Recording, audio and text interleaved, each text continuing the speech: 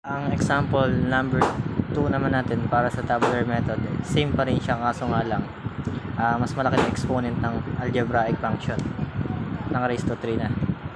Then Liati pa rin.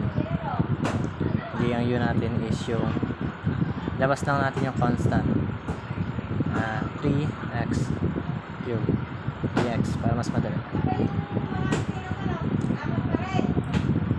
Di ba ganyan? Dx cube yung dx natin. Ang derivatives na to is 3x squared, 3 baba times tapos 3 minus 1 is 2. 2 times 3 is 6x kasi 2 minus 1 is 1, 6 raised to x lang. Tapos ang derivatives ng 6x ay 6. Then ang derivatives ng constant ay 0.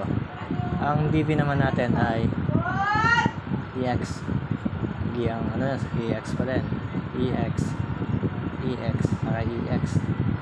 positive, negative, positive, negative, positive. Ito, tapat lang natin sa lungat. Kaya magiging sagot niyan is nakamultiply lahat yan sa 3 kasi yung 3 niya nandun sa constant ay nasa labas ng integral sign. Hindi positive x3 times ex minus 3x squared times ex plus 6x times ex minus 6 times ex plus c. I-multiply lang natin itong 3 sa loob. 3x cubed dx minus 9.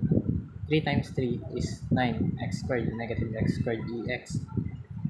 3 times 6 is 18 ex 6x 18x ex pala. Tapos 3 times negative 6 is negative 18 ex plus 3 times constant is c pa rin.